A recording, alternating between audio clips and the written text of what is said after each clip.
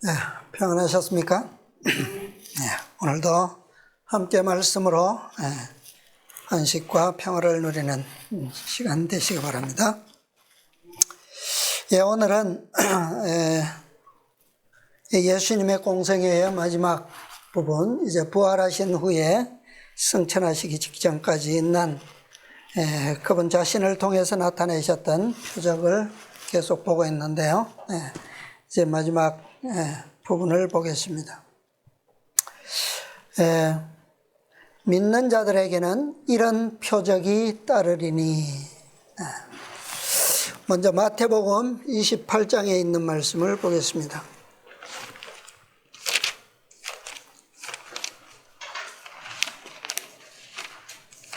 마태복음 28장 16절부터 있는 말씀입니다. 16절부터 20절 마지막 절까지 찾으셨으면 읽어주시기 바랍니다. 열한 제자가 갈릴리에 가서 예수의 명하시던 산에 이르러 예수를 배우고 경배하나 오히려 의심하는 자도 있더라. 예수께서 나와 일러 가라사대 하늘과 땅의 모든 권세를 내게 주셨으니 그러므로 너희는 가서 모든 족속으로 제자를 삼아 아버지와 아들과 성령의 이름으로 침례를 주고 내가 너에게 분부한 모든 것을 가르쳐 지키게 하라. 볼지어다 내가 세상 끝날까지 너희와 항상 함께 있으리라 하십니다. 아멘. 감사합니다. 이 말씀은 이 마태복음의 마지막 기록인데요. 그 복음성경 제목이 뭡니까? 갈릴리에 있는 산에서의 출현이라고 되어 있죠. 이것은 예수님께서 부활하신 후에 제자들에게 공식적으로 나타나셨던 네 번째 출현입니다. 이 출현 역시도 과거의 출현과 마찬가지로 기적적인 출현이에요. 근데 이 출현에서 중요한 말씀은 뭡니까? 18절부터 나오죠? 이제 제자들에게 사명을 주시잖아요. 그죠? 사명을. 어떤 사명입니까? 19절에 보면 너희는 가서 모든 족속으로 제자를 삼아서 내가 너희를 제자로 삼아서 너희에게 모든 것을 가르쳤던 것처럼 아버지와 아들과 성령의 이름으로 침례를 주고 내가 너희에게 분부한 모든 것을 어떻게 해요? 가르치고 지키게 하라. 마지막 사명이요, 명령입니다. 예수님께서 공생애 동안에 전도대를 파견하신 일이 있죠. 몇 번입니까? 오늘 그것을 좀 살피면서 오늘 마지막 사명과의 관계를 좀 보려고 합니다. 자, 첫 번째 전도대를 언제 파송했죠?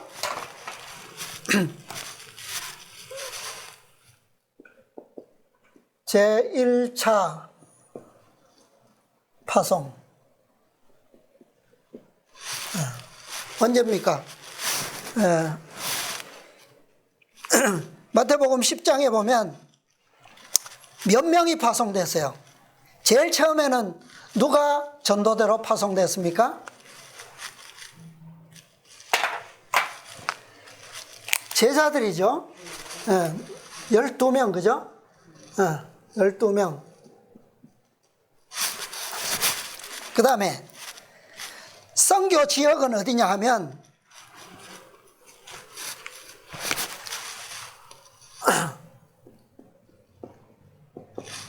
선교 지역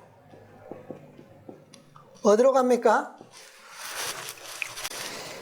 10장 마태복음 10장 5절 6절 보면 자, 이방인의 길로도 가지 말고 사마리아인의 고을에도 가지 말고 어디로요? 이스라엘 집을 잃어버린 자. 이스라엘 집으로 가라. 어디입니까? 예. 이스라엘 집. 그 다음에 기별은 뭐예요? 7절에 보면 가면서 전파하여 가로되 뭐라고요? 천국이 가까웠다.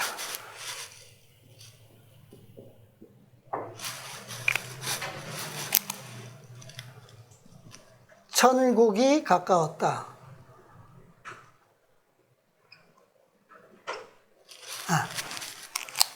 그 다음에 자, 이 사명을 파송을 하시면서 그들에게 무엇을 주셨어요? 은사. 어떤 능력을 주셨어요? 1절. 더러운 귀신을 쫓아내고 또요. 모든 병과 모든 악한 것을 고치는 권능을 주십니다. 은사. 귀신. 쫓아내고 그 다음에 병. 모든 악한 것, 약한 것. 약한 것을 고치는. 예. 또 뭐 8절에 보면 병든 자, 고치며 죽은 자, 죽은 자도 살리는. 예. 또요 문둥이. 문둥이를 깨끗하게 하는. 예. 대단한 은사를 주셨죠, 그죠? 귀신을 쫓아내는. 예. 자, 그 다음에 이 복음을 이제 천국이 가까웠다라는 복음을 받지 않을 때에 그들의 운명은 어떻게 될 것인가? 15절. 운명. 심판날에 소돔과 고모라 땅이 그 성보다 소돔, 고모라.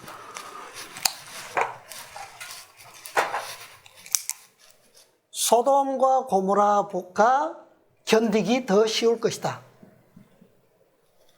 그러니까 이 기별을 거절하면 운명이 이렇다는 거죠. 그 다음에 결론적으로 또 이 예언과 기별이 있어요. 예언과 기별.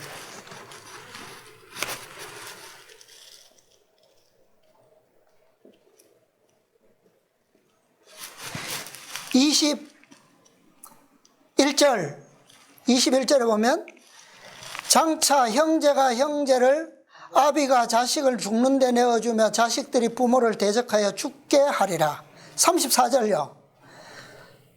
내가 세상에 화평을 주러 온 줄로 생각지 말라. 화평이 아니요 검을 주러 왔노라. 내가 온 것은 누가요? 사람이 그 아비하고 딸은 어미와 며느리는 시어미와 불화하게 하려 함이니 사람의 원수가 자기 집안 식구리라.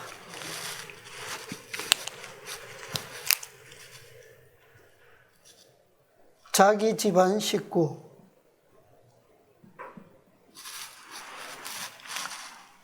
식구가 원수. 이게 1차 전도대를 파견할 12제자를 보내실 때의 내용이에요. 그 다음에 두 번째 파송은 몇 명을 보내셨어요?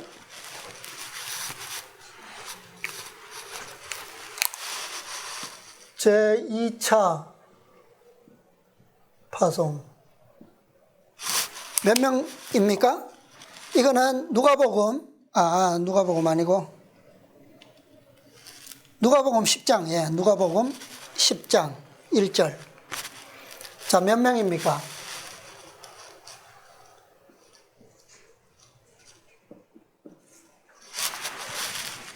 누가복음 10장 1절. 예, 이후에 주께서 달리 70인을 세우사 그랬죠. 70인을 두 번째로 보내십니다. 선교 지역은 어디예요? 10장 1절에 계속 보면 친히 가시려는 각동각처로 그랬는데 이 각동각초는 어디냐 하면 그 갈릴리 봉사가 끝나고 갈릴리 봉사는 끝났어요. 그러니까 이 지역은 어디냐 하면 갈릴리예요. 1차는 갈릴리에 잃어버린 양입니다.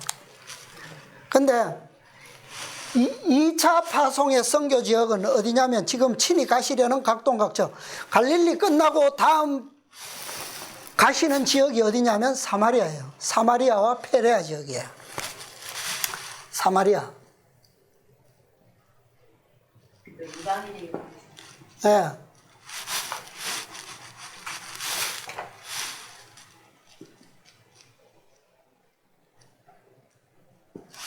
페레아.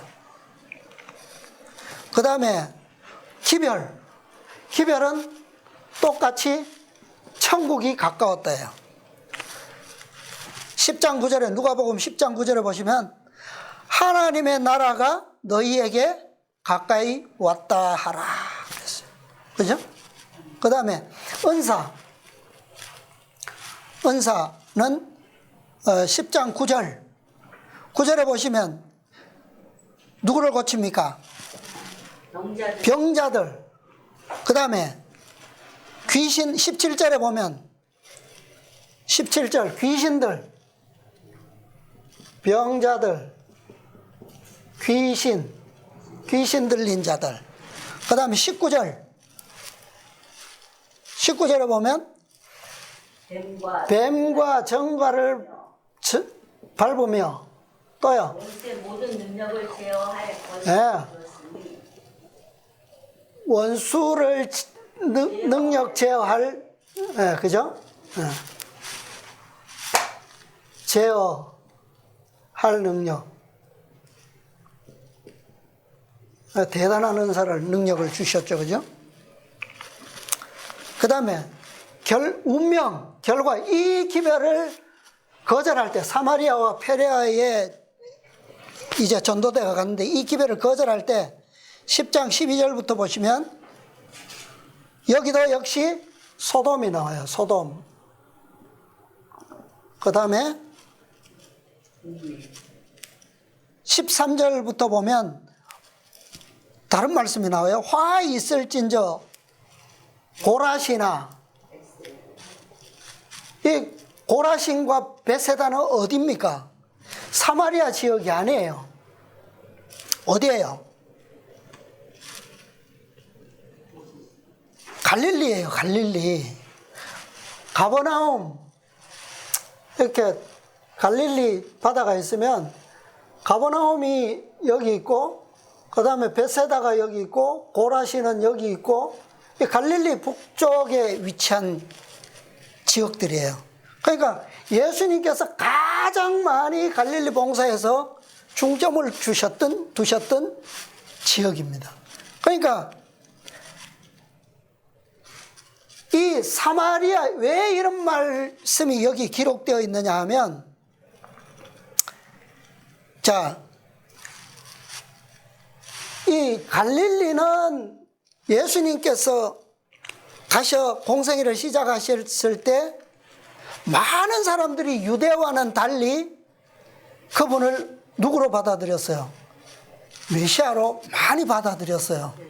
예, 가면 갈수록 예루살렘에서 정탐꾼들이 와서 그분의 사업을 방해하고 기별을 왜곡시키고 고소하기 위해서 노력함으로 인해서 그 효과는 계속 떨어지지만, 그러나 유대 지방보다는 훨씬 많은 사람들이 갈릴리에서 복음을 받아들였어요.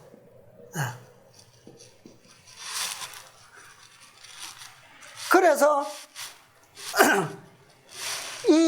이미 예수님의 증거가 갈릴리에서 많이 나타났기 때문에 이 기별을 거절하는 자들은 소돔과 고모라보다 더 견디기 어려울 것이다 라고 하는 결론이 나왔는데, 제2차 파송은 사마리아 지역으로 갔단 말이에요. 갔는데 여기서 왜 갑자기 갈릴리 지역에 이 고라신, 벳세다, 왜 또 더 나가면 가버나움 이런 지역이 나오거든요. 왜 이런 지역이 나오냐 하면 15절에 가버나움이 나옵니다. 갈릴리는 이미 복음 예수님의 공생애가 끝났어요. 완전히 끝나고 사마리아 지역으로 오면서 70명을 파송시켰어요. 그러니까 증거가 다 나타났다는 얘기예요. 그 지역은 운명이 결정되었다라고 하는 것을 의미하는 거예요. 이 말씀은 예수님께서 떠나셨기 때문에, 이미 공생애가 끝났어요. 떠나셨기 때문에. 그래서 왜 또 이 지역이 그렇게 두로와 시돈보다 견디기 쉬우리라, 더 쉬우리라, 왜 그런 말씀을 하셨냐면, 사마리아는 이 70인이 갔을 때 복음을 어떻게 했을까요? 예수님께서 가시지도 않았는데 이들이 처음 갈 때 그랬잖아요. 친히 가시려는 각동각처로 가라고 했단 말이에요. 예수님이 가시기 전 70인이 갔을 때 천국이 가까웠다 전할 때 그들이 어떻게 했을까요?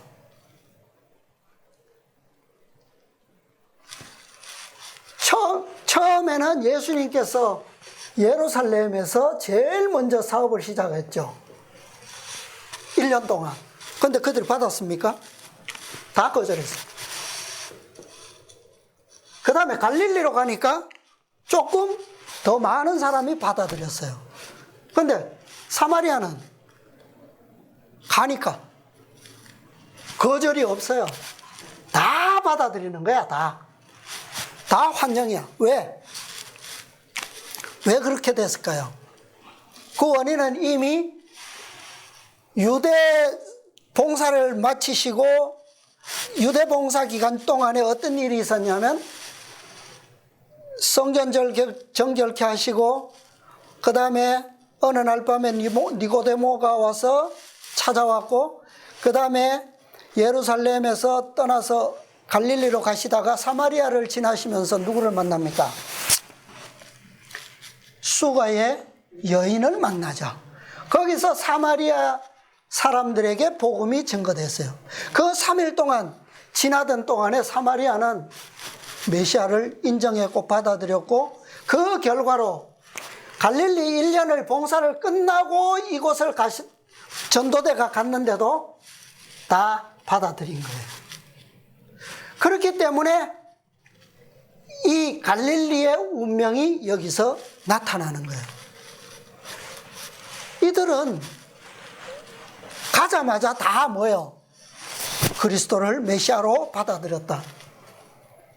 1년 동안 예수님께서 그토록 많은 표적과 기사로 그들에게 보였음에도 불구하고 거절한 이 백성들의 운명을 여기서 말씀하고 있는 거예요. 자, 그 다음에 여기도 예언과 기별이 있어요.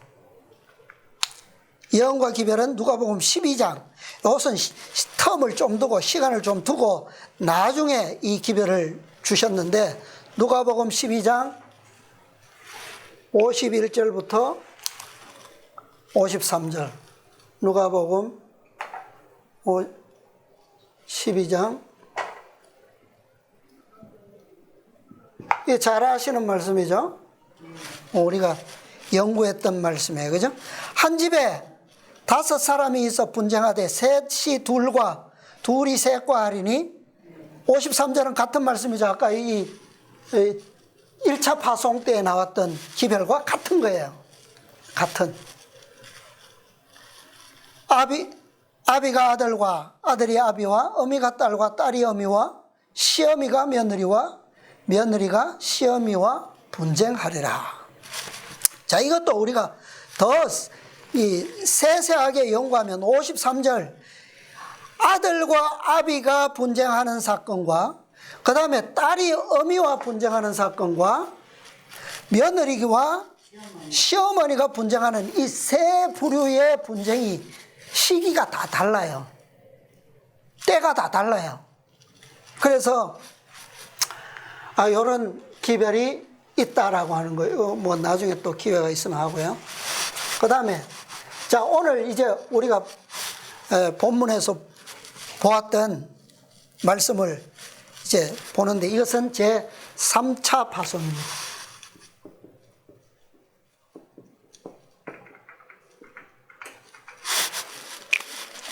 자, 보기 전에 우리는 지금 어디쯤 와 있는, 현실적으로 이 예수님의 공생애 동안에 있었던 이 전도대 파송의 시점이 다 있기 때문에 지역과 시점이 있고 기별이 다 있어요. 그래서 과연 이것을 오늘날 교회에 적용할 때 우리는 어디쯤 와 있느냐라고 하는 거예요.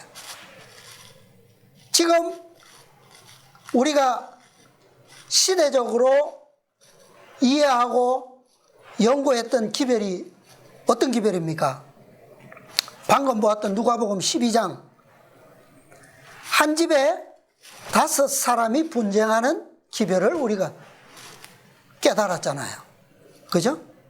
그러니까 이 기별이, 이 분쟁하는 사건은 어떤 기별로 시작된 겁니까? 뭐 때문에? 계시록 18장 4절에 5째 천사의 기별 때문에 생긴 거예요. 그죠? 그것과 연결되어 있단 말이에요. 그러면 지금 우리는 이 시점에 와 있다라고 하는 거죠. 이 시점에 우리가 지금. 그래서 모든 첫째 천사부터 마지막 5째 천사의 기별까지, 그 다음에 그 이후에 일어나는 마지막 사건들도 보면 사건의 시초와 그 다음에 과정과 결론과 이런 이 시간이 다 있어요. 주어져 있어요. 그러니까 예수님께서 공생애 3년 반 동안 하신 모든 사건에는 예수님께서 그냥 무의로 막 그날에 일을 하신 것이 아니라 다 정해진 경륜에 의해서 하셨다고 그랬잖아요. 그죠? 네. 그것처럼 이 모든 것도 때가 있다라고 하는 거죠. 그래서 5째 천사의 기별이 우리가 이제 이해하게 되었고, 그 기별도 우리는 이미 여러 해 연구해왔고 경험해왔고 지금 그 시기를 지나가고 있어요. 그러니까 5째 천사의 기별에 시간이 있다면, 정해진 때가 있다면, 제가 볼 때는 이 기별이 전파되는 시기에 있어서도 거의 전반기가 거의 끝나가고 있다. 절반이 거의 끝나가고 있다는 거예요. 그러니까 그것은 무슨 의미냐 하면, 이 5째 천사의 기별이라고 하는 계시록 18장 4절에 이 기별로 인한 우리 각자의 마음 속에서 일어나고 있는 분쟁, 한 집에 5사람이 분쟁하는 이 사건, 이 분쟁이 거의 끝나가고 있다라고 하는 거예요. 우리는 이제 분쟁이 없잖아요. 솔직히, 그죠? 우리는 세 천사의 기별과 또 18장 천사의 간에 우리는 분쟁이 없어요. 왜? 그 모든 기별들을 다 어떻게 했어요? 다 지금 받아들이고 하나로 연합된 가운데 지금 진행되고 있기 때문에. 그러나 이 기별을 처음 받는 사람은 반드시 그 속에서 뭐가 일어납니까? 분쟁이 일어나겠죠. 그러나 우리가 교회적으로 보면 현대진리연합운동은 이 5사람의 분쟁에 대해서 분쟁의 여지가 없는 시점에 지금 와 있다는 거예요. 그러니까 이 기별이 거의 끝나가고 있다는 거예요. 자, 이제 제자들도 예수님의 공생애 기간에서 일어난 사건들을 보아도 예수님의 부활 후에 갈릴리에서의 만남을 약속하셨었죠. 내가 십자가에 죽고 3일 만에 부활해서 너희들보다 먼저 갈릴리로 내가 갈 것이다. 약속을 주셨어요. 그 다음에 무덤에서 천사들이 그 기별을 전했어요. 그래서 이제 6월절 절기가 끝나고 그 갈릴리의 약속된 장소에 가기 위해서 많은 사람들이 비밀리에 여행하게 됩니다. 여행해서 갈릴리의 한 산에 모여요. 그것처럼 오늘날 마지막 재림에 관한 때의 기별을 우리가 전하고 있어요. 자, 지금 지난 우리 집회 때 목사님께서 어떤 주제를 가지고 말씀 주셨습니까? 재림의 때에 관한 기별을 주셨어요. 그죠? 우리는 지금까지는 다섯째 천사와 관련된 모든 기별들을 연구하다가 이제는 갑자기 마지막 때에 관한 재림과 관련된 마지막 사건들을 갑자기 연구하게 됐어요. 이렇게 될 때에 많은 교인들이 이제는 비밀리에 약속의 장소에 모일 거라는 겁니다. 왜? 모든 사람들은 때에 관해서는, 시기에 관해서는 좀 예민해요, 사람들이. 그죠? 과연 어떤 기별이 있을까? 근데 그곳에는 어떤 자들도 모이느냐 하면, 아까 읽었죠? 자, 마태복음 28장 17절에 뭐라고 말씀하셨습니까? 11제자가 갈릴리에 가서 예수님의 명하시던 산에 이르렀는데 예수를 배웁고 경배하나 거기에 누가 있어요? 누구도 있어요? 오히려 의심하는 자도 있더라. 이 의심하는 자는 도마를 두고 하는 말씀이 아니에요. 도마를 만난 것은 이미 그 이전에 다 만났어요. 그죠? 예루살렘에서 마가의 다락방에서 그 일이 있었고, 지금 여기는 다른 사건이에요. 여기에 왜 그러면 16절에 보면 11제자가 여기에 왔다라고 돼 있는데, 그럼 제자들 중에 의심하는 자가 있다는 말이에요? 그런 걸까요?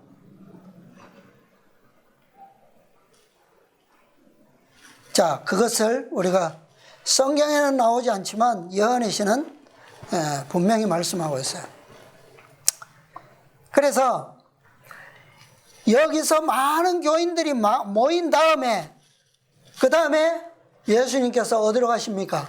다시 유대로 가셔서 감람산에서 11제자가 지켜보는 가운데 뭐 하십니까? 승천하시죠. 승천하시고 다시 그들이 어디에서 모여요? 다시 다락방에서 오순절을 맞게 됩니다. 이게 마지막 때에 우리가 지금 눈앞에 두고 있는 사건의 과정이에요. 그래서 예수님께서 승천하신 후에는, 자, 그 전에 지금 여기에 우리 오늘 보고 있는 이 3차 파송 명령이 주어지는 이 갈릴리의 산, 이 산에 몇 명이 모이느냐 하면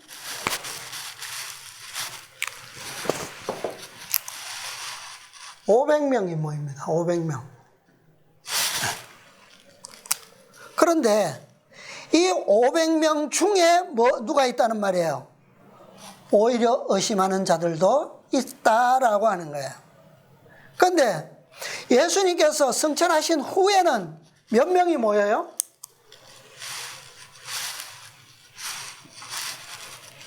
예수님께서 승천하시고 약속에 의해서 다락방에 모이는데 몇 명이 모입니까?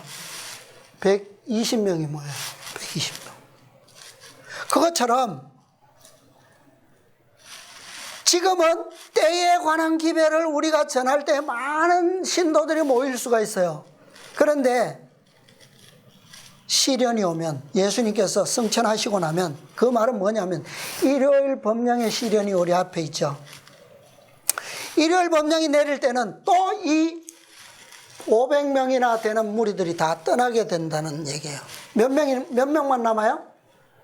120명만 남게 돼요. 다락방에. 이들이 다락방에 다시 모이게 되고, 이것은 어떤 내용과 비슷하냐 하면, 자, 구약시대에, 사사시대에 기드온의 군사가 모이게 되죠. 처음에 몇 명이 모입니까? 32,000명이 모여요. 그런데 32,000명이 1만 명으로 줄어들고 다시 1만 명은 몇 명으로요? 300명으로 줄어드는데, 자, 이 32,000명에서 300명으로 줄어드는 위기는 어떤 위기 때문에 오는 겁니까? 어떤 위기에 의해서? 군사들을 어디로 데리고 가요? 물가. 물가의 시험에서 이렇게 만들어지는 거예요. 그러니까 500명이나 되는 신자가 예수님의 약속에 의해서 모이게 되었는데, 명령에 의해서 모이게 되었는데, 결국 최종적으로 남게 되는 무리는 예수님께서 승천하시고 나니까 몇 명만 남아요? 120명만 남게 되었다는 얘기예요. 이들이 이제는 그 다락방에서 어떻게 해요? 시험이 끝나서요. 이 시험이 뭡니까? 이 물가의 시험이 일요일 효험령이라는 거예요. 우리에게는 일요일 법령. 이 시험에 의해서 남게 되는 무리가 120명이다. 그래서 이들은 전적으로 그리스도로 하나가 됩니다. 다락방에서. 그죠? 그들이 뭐합니까? 다락방에서 전혀 기도에 힘쓰니라 그랬어요. 그래서 이 120명의 무리는 마지막 제3차 전도대로서 늦은 비에 참여하게 되고 온 세상을 환하게 비추는 증인들로서 마지막 추수를 끝내게 될 것이에요. 자, 3차 파송을 다시 한번 볼게요. 자, 아까 우리 마태복음에서 보았던 것처럼 11제자가 왔지만 사실상은, 자, 시대의 소망 818페이지요. 시대의 소망. 나중에 나오니까 그냥 들으십시오. 약 500명 가량의 신도들이 모였다 그랬어요. 그런데 그 무리는 승천 후에는 사도행전 1장 15절에 가면 다락방에서 120명으로 줄어들어요. 자, 이것은 참고하고, 그 다음에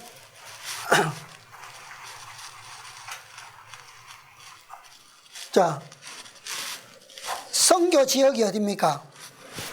아까는 이스라엘 집에서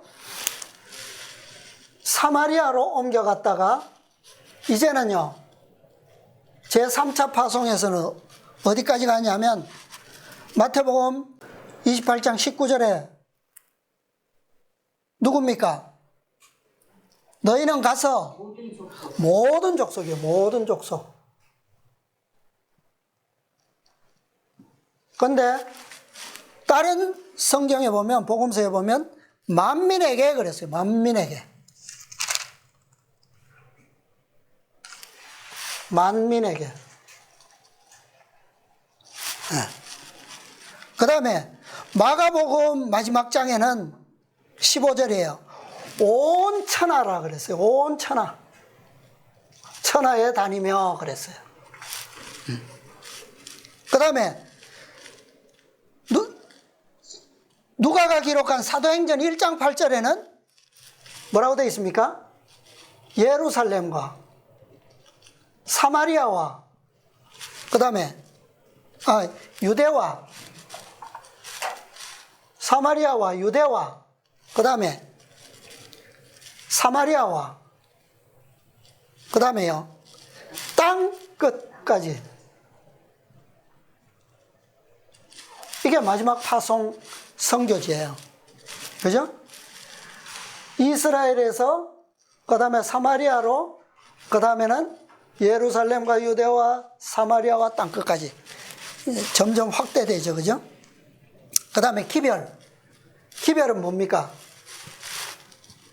아까 28장에서 본 것처럼 내가 너희에게 분부한 뭐요? 모든 것이에요. 모든 것. 모든 것. 그 그 다음에 마가복음에서는 만민에게 복음을 그랬어요. 복음을. 그러니까 복음의 성경 전체가 복음이요. 그것이 모든 거예요. 그죠? 예. 거기는 어떤 특정적인 교리만 들어있는 게 아니에요. 구속의 경륜을 가르치라는 거예요. 내가 너희에게 분부한 모든 것. 그것은 예수님께서 이 산에서 뭐 하셨냐면 성경을 풀어서 과거의 예언부터 예수님께서 초림으로 오셔서 성취하신 모든 것을 구속의 경륜에 의해서 성취하셨던 것을 말씀하셨어요. 시대소망에 그렇게 돼 있어요. 그것을 다 가르치라는 거예요. 그러니까 오늘날 우리가 하고 있는 복음이 이거예요. 그 다음에 사도행전 1장 8절에 보면 너희는 나의 뭐가 되라? 증인이 되라. 이거예요. 그 다음에 은사. 이 3차 파송에도 은사가 있습니다. 어떤 은사가 있냐면 마가복음 16장요. 여기에는 과거에 이 은사가 점점 더해지다가 여기 와서는 뭐가 더해지냐면 마가복음 16장 17절에 보면 내 이름으로 귀신을 쫓아내며 같은 거죠. 새 방언을 말하며가 있어요. 새 방언.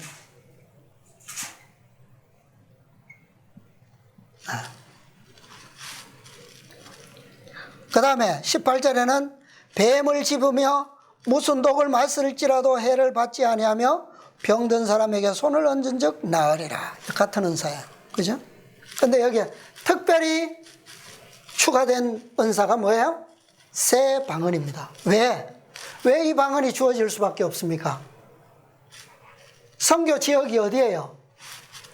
이스라엘 집도 아니고 유대인도 아니고 사마리아도 아니고 어디요?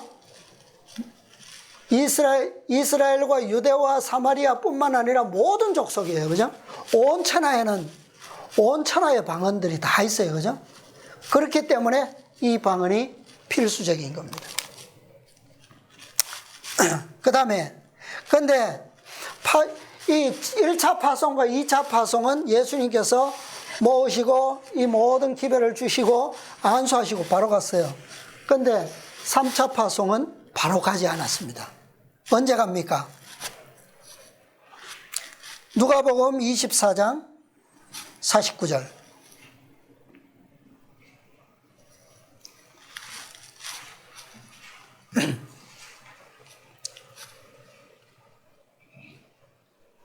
언제 가라고요?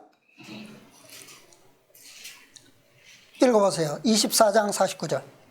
볼지어다 내가 내 아버지의 약속하신 것을 너희에게 보내리니 너희는 위로부터 능력을 입힐 때까지 이 성에 유하라 하시니. 언제부터 나갈 수 있다고요?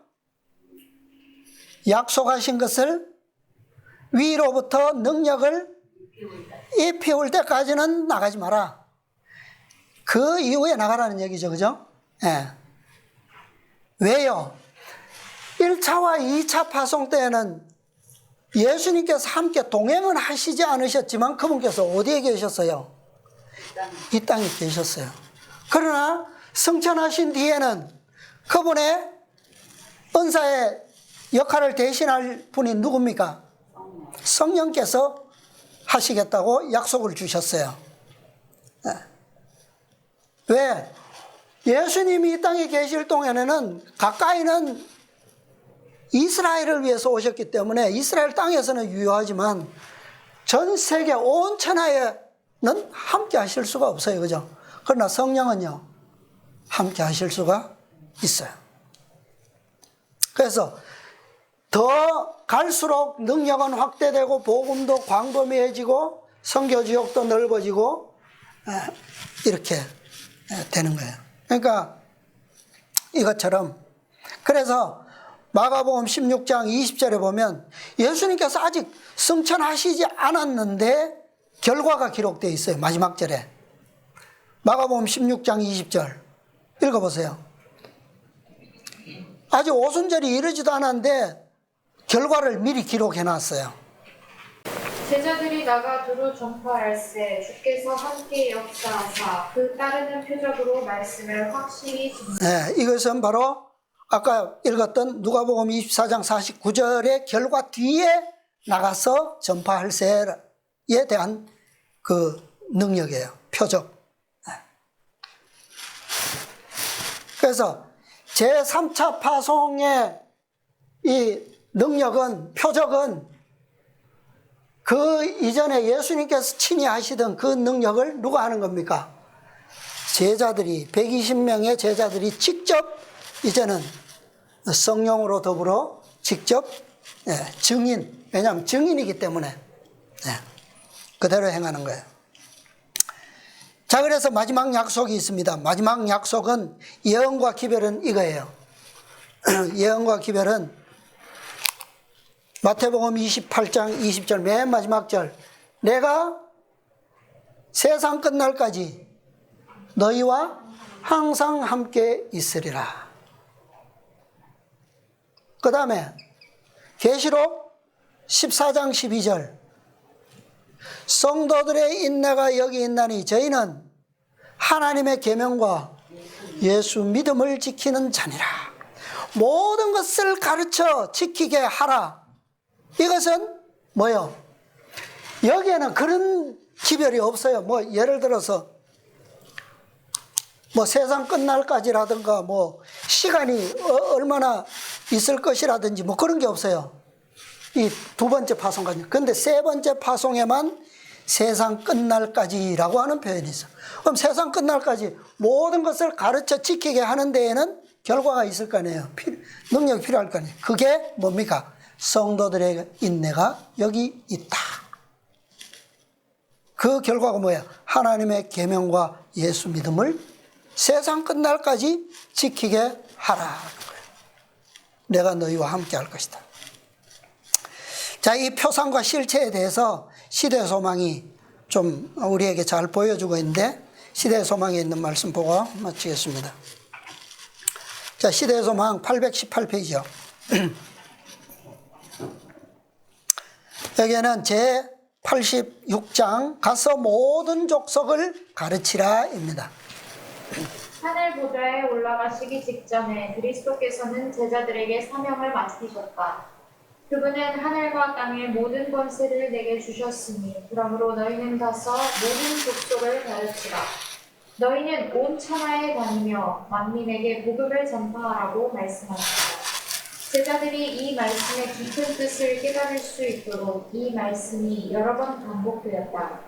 높은 자나 낮은 자나 부자나 가난한 자를 막론하고 땅에 거하는 모든 거민에게 하늘의 빛이 밝고 힘있게 비춰야만 하였다. 제자들은 세상을 구원하는 사업에서 저희 구주와 동역자가 되어야만 하였다. 예. 자, 여기 보니까 땅에 거하는 모든 거민에게 하늘의 빛이 어떻게 해요? 어떻게 비춰야 한다고요? 밝고 힘있게 비춰야만 한다. 이게 마지막 사명이에요. 마지막 사명. 온 세상이 어떻게 되어야 된다고요? 진리의 빛으로 환하게 되어야 된다고요. 그래서 예수님께서는 이렇게 그들의 사명이 이렇게 되도록 하기 위해서 이 명령을 한 번만 하신 게 아니라 여러 번 반복하여 말씀하셨다 그랬어요. 자, 언제 그랬냐면 그 다음에 이제 나와요. 그 다음 문단 또 읽어주세요. 이 사명은, 이 사명은 그리스도께서 다락방에서 12 제자들과 같이 모이셨을 때에 그들에게 하신 말씀이지만 이제 그 말씀은 더 많은 사람들에게 주어질 것이었다. 갈릴리에서 열린 산상 집회에 불러 모을 수 있는 신자들은 다 모였다. 그리스도께서 돌아가시기 전에 이 집회에 대한 시간과 장소를 친히 지정하셨다. 무덤 곁에 있던 천사는 갈릴리에서 그들을 만나시겠다고 하신 그리스도의 약속을 제자들에게 상기시켰다. 이 약속은 6월절 주일 동안 예루살렘에 모인 신자들에게 반복되었으며 그것은 다시 그들을 통하여 저희 주님의 죽음을 슬퍼하는 먼 곳에 외로이 흩어져 있는 많은 사람들에게 전달되었다. 모든 사람들이 큰 관심을 가지고 이 집회를 고대하고 있었다. 그들은 질투심 많은 유대인들의 의심을 자극하지 않기 위하여 부회로를 택하여 사방에서 집회 장소로 모여들었다. 그리스도께 대해 들은 소식들을 열심히 주고받으며 그들은 호기심을 가지고 그곳으로 갔다. 예. 자, 이것은 다락방에서 이미 주어졌던 사명이지만 더 많은 사람들에게 이 사명이 주어지기 위해서 이 집회가 예수님께서 만드신 거예요. 섭리하신 거예요. 그래서 이미 돌아가시기 전에 이미 이 약속을 정하셨어요. 그런데 이 기별을 들은 많은 사람들이 어떻게 그 장소에 왔다고요? 유대인들의 의심을 자극하지 않기 위해서 몰래 비밀리에 여행해서 모여든 거예요. 그러니까 이 집회에 대한 시간과 장소가 있어요. 오늘날 우리의 시대에도 아마 이런 힌트가 있을 겁니다. 자, 그 다음에 얼마나 많은 사람이 모였는지 그 다음 문단에 계속 나옵니다. 또 읽어주십시오. 약속된 시간에 약 500명 가량의 신도들이 적은 무리를 이루어 산성턱에 모였다. 그들은 부활하신 그리스도를 만난 자들에게서 물을 수 있는 모든 것을 다 듣고자 열망하였다. 제자들은 이 무리와 저 무리를 차례로 지나다니며 저희가 예수님에 관하여 보고 들은 모든 것을 말해주었다. 그리고 예수께서 성취하신 것들을 성경 말씀으로 밝혀 주었다. 도마는 자기의 불신에 대한 이야기를 자세히 말하고 어떻게 그의 의심이 일소되었는지를 말해주었다. 갑자기 예수께서 그들 가운데 서셨다. 아무도 그분이 어디서 오셨으며 어떻게 오셨는지를 말할 수 없었다. 참석한 많은 사람들은 전에 그분을 본 적이 전혀 없었으나 그분의 손과 발에서 십자가에 못 박히신 흔적을 볼 수 있었다. 그분의 얼굴은 하나님의 얼굴과 같았으며 그들은 그분을 보자 그분에게 경배하였다. 예. 자, 여기에 제자들이 무리를 다니면서 예수님께서 어떻게 부활하셨는지, 그 이후에 십자가 이후에 일어난 모든 사건들에 대해서 궁금해하는 모든 일들을 다 설명해 줬어요. 무엇으로요? 예수님께서 부활하신 것뿐만 아니라 그분의 공생애를 통해서 성취하셨던 모든 것을 다 무엇으로 설명해 줬다고요? 성경 말씀으로. 제자들이. 이게 우리가 할 일인 거예요. 그죠? 그래서 도마는 자기가 무엇을 불신했는지, 어떻게 의심이 사라졌는지를 자세히 말해줬어요. 그럴 때에 누가 나타났습니까? 예수님께서 그들 가운데 나타나셨어요. 아무도 그분께서 어디서 어떻게 왔는지 알 수 없었어요. 이것은 기적적인 출현인 거예요. 그러니까 예수님의 부활 후 이 기적적인 출현 가운데서 전체적으로는 마리아와 엠마오 제자까지 다 합치면 6번째 출현이고, 제자들에게 공식적으로 나타나신 출현은 4번째 출현이에요. 그래서 이 출현이, 이 기적적인 출현이 결국 첫 번째 예수님께서 행하셨던 그 표적부터, 가나의 표적부터 지금까지 총 성경에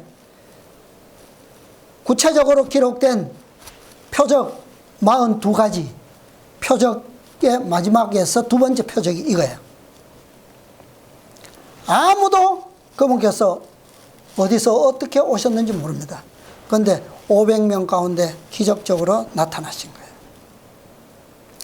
도마가 자기가 이 의심하고 그 의심이 어떻게 사라졌는지에 대해서 다 말해 주었는데도 불구하고 여전히 그들 가운데는 의심하는, 그 다음 문단에 나와요. 그러나 어떤 이들은 의심했다. 그와 같이 의심하는 자들은 항상 있을 것이다. 믿음을 활용하는 데 어려움을 발견하는 자들이 있는데 그들은 자기 자신을 의심하는 편에 둔다. 이러한 사람들은 저희의 불신 때문에 많은 손실을 당하게 된다. 500명의 신도들 가운데 이런 자들이 있었다는 거예요. 그래서 얼마나 많은 사람들이 다락방에 모이지 않았습니까? 500명 가운데 120명만 왔으니까 나머지는 다 이러한 부류로 우리가 볼 수 있는 거예요. 그러니까 500명도 예수님 3년 반 동안의 공생애를 보면 사실은 적은 무리 아니에요. 그죠? 그토록 많은 이적과 기사를 통해서 보여주셨는데도 불구하고 부활 후에도 그 적극적인 증거와 그것을 통해서 여기에 지금 모였는데 500명, 고작 500명이 모였어요. 근데 그 500명 중에도 의심하고 불신하는 자들이 다 떨어져 나가고 결국 제3차 파송에는 120명만이 이 사명을 받게 되는 거예요. 자, 그 다음에 고문단 계속 보겠습니다. 이것은 예수님께서 부활하신 후에 많은 신자들과 가지신 단 한 번의 유일한 회견이었다. 이거 우리가 그냥 넘어가면 안 돼요. 예수님께서 공중과 만나신 마지막 집회였다는 거예요, 이게. 이 집회에서는 예수님에 관한 모든 것이 다 나타났어요. 지상에서 성취하셨던 모든 것이 다 나타난 거예요. 예수께서 나오셔서, 자, 그 좀 생략하고 고문단 마지막 두 번째 문장부터 보겠습니다. 그분의 말씀은 듣는 자들의 마음을 지상의 일시적인 사물에서 어디로요? 하늘의 영원한 사물로 이끌어갔다. 그러니까 예수님께서 이 마지막 집회를 통해서 그분의 지상 사명에 대한 모든 예언으로부터 성취에 이르기까지 제자들이 했던 것처럼 다시 반복해서 어떻게 해요? 다 설명해 주신 거예요. 그리고 결과적으로 그러므로 내가 하늘과 땅의 모든 권세를 어떻게 해요? 가졌으므로 너희에게 마지막 사명을 뭐야? 주시는 거예요. 그들은 그리스도의 존귀와 영광에 대한 어떤 개념요? 최고의 개념을 가지게 되었다. 이제 그들이 더 이상 배울 예수님의 지상 초림을 통해서 배울 더 이상의 복음은 없어요. 이렇게 되면 끝나는 거죠. 메시아로서 그리스도의 존귀와 영광에 대한 최고의 개념, 그들이 이제 그분에 대해서 더 알 필요가 없다는 거예요. 그래서 이 집회는 예수님께로부터 직접 들을 수 있는 마지막 설교였고 진리의 마지막 선언이었어요. 이것은 우리가 이 땅에서 말씀을 연구할 수 있는 그리스도에 대해서, 그분의 모든 것에 대해서, 구속의 경륜에 대해서 연구할 집회가 이렇게 끝날 수 있다라고 하는 걸 보여주는 겁니다. 그래서 우리에게 구속의 경륜이 이렇게 명확하게 우리의 마음에 자리 잡게 될 때, 이해될 때 더 이상 연구를 위한 집회는 필요 없다라고 하는 거예요. 그러니까 우리의 마음이, 우리의 지적 이해력이 전적으로 하늘의 영원한 사물로 이끌리게 되고, 그 다음에 그분의 위치와 그분의 영광에 대한 이 모든 개념이 우리에게 분명하게 될 때 말씀을 연구하는 더 이상의 집회는 이 땅에서 가질 필요가 없다라고 하는 것을 여기서 보여주고 있습니다. 이것으로 예수님의 지상 사업은 완성되었다는 거예요. 그리고 이제 그분에게 남은 것은 오직 한 가지, 뭐예요? 승천하실 순간만 남아있다라고 하는 거예요.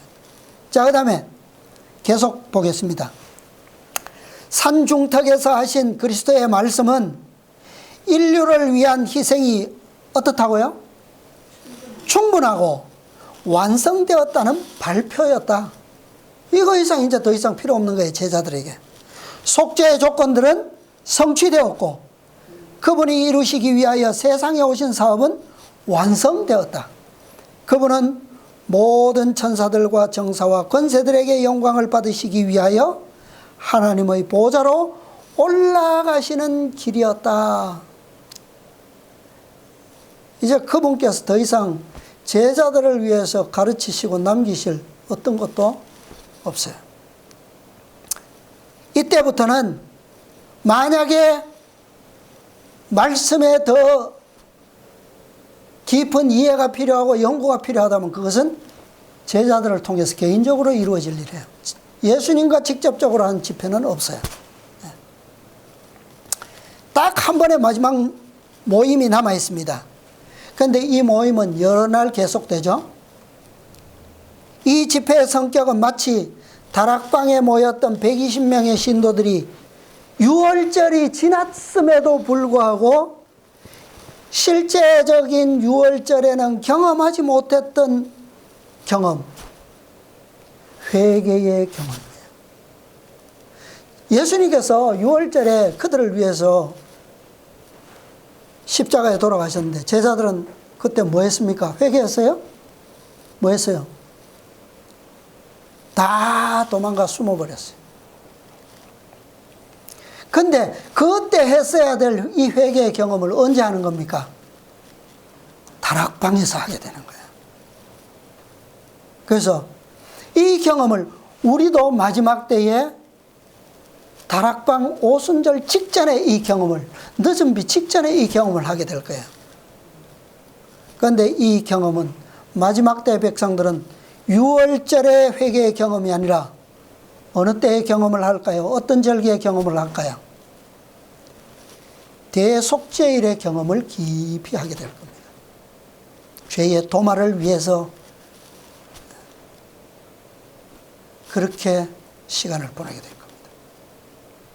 그 때에 모인 무리는 전적으로 그리스도와 하나가 될 것입니다. 그리고 형제들과 몸된 그리스도의 몸된 교회의 실제적인 한 몸을 이룰 거예요. 우리가 지금 같은 진리, 같은 복음 안에서 우리가 하나, 이렇게 되고 있지만, 진정 하나가 되었습니까? 되었을까요? 예. 그 경험은 이 때에 하게 될 거예요. 왜요? 하나의 목표만을 가지고 전적으로 그렇게 되어야만 하는 필수적인 시기가 오는데 바로 이때예요. 왜냐하면 이때는 어떤 시련이 와 있습니까? 일요일 법령이 이미 내려져 있기 때문에. 그래서 요 과정이, 이 경험이 절정에 이르게 될 때에 이 교회에, 다락방에 뭐가요? 늦은 비가 부어질 것입니다. 그래서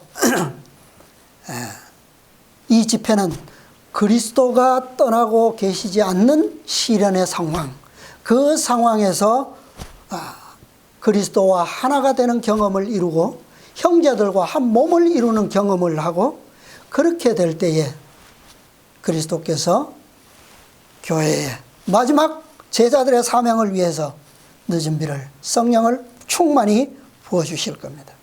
이것이 마지막 집회예요. 이 집회는 말씀을 연구하는 집회가 아니에요.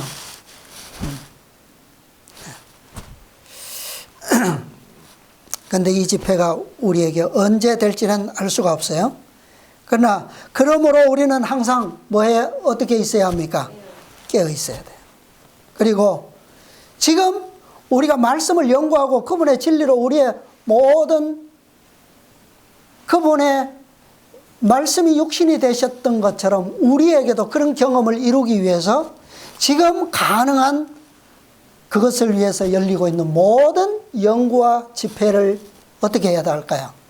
부지런히 참석하고 배워야 됩니다. 1월 법령이 내리면 말씀을 펴고 연구할 집회는 없어요. 그럴 여유가 어디 있습니까? 이것이 바로 예수님께서 마지막 승천을 앞두고 갈릴리에서 500명의 신자들 앞에서 기적적으로 출현하신 이유였고 목적이었어요. 지금 우리는 이 시점에 살고 있다는 거예요. 일요일 협령 내리기 직전에 이 모임이 끝나게 될 것입니다. 그래서 우리가 더 말씀을 깊이 연구하면서 정말 그리스도께서 제자들에게 그 사명을 감당할 수 있는 능력, 그것은 뭐예요? 그것은 바로 그리스도께서 보여주셨던 품성입니다. 말씀으로 그들이 영양분을 충분히 진리로서 섭취할 때에 그 말씀으로부터 그 품성이 이루어 나오는 거예요. 온전한 사랑은 거기에서 나오는, 진리의 사랑에서 나오는 것이지, 많은 사람들이 뭘 기다리고 있어요? 나무에 무엇이 되기를요? 이 나무에 주렁주렁 이렇게 열려 있는데, 이 열매가 뭐 하기를요? 늦은 비가 내리면 이것이 성숙되고 익어서 충만한 온전한 사랑이 나타나기를 기다리죠. 근데 뭐가 없으면요? 이것으로 되는 것이 아니라 뭐가 없으면요? 먼저 아래로부터 영양분을 흡수하는 일이 없으면 아무리 햇빛이 쏟아져도 익는 것은 있을 수가 없어요. 그죠? 성숙은 없어요. 먼저 뭐가 있어야 된다고요? 이게 있어요. 이건 뭡니까? 이게 진리예요. 진리의 사랑. 이 말씀으로 이 나무가 모양과 열매의 모양을 만들어야지만, 그죠? 햇빛이 충만하게 내리쬐을 때 이것이 여물어지고 아름다운 색깔을 비추고, 그래서 사람들이 볼 때 증인이 될 수 있잖아요. 이게 없이는 나무 자체가 뭐예요? 열매 자체가 열 수가 없어요. 사람은 이거는 다 생략하고 요것만 기다리고 있어. 얼마나 속고 있는 거예요, 이게. 자, 우리는 정말 진리 안에서 견고히 먼저 준비되고, 그리고 우리가 할 수 있는 모든 것을 최선을 다한 후에 뭐 하는 거예요? 구하는 거예요. 그때 충만히 부어주시겠다고 약속하셨습니다. 우리 모두 이러한 축복 속에 주님의 재림을 위해서 준비되고 또 그분의 사명을 성취할 수 있는 충성스러운 제자들이 다 되시기를 바라면서 말씀을 마치겠습니다.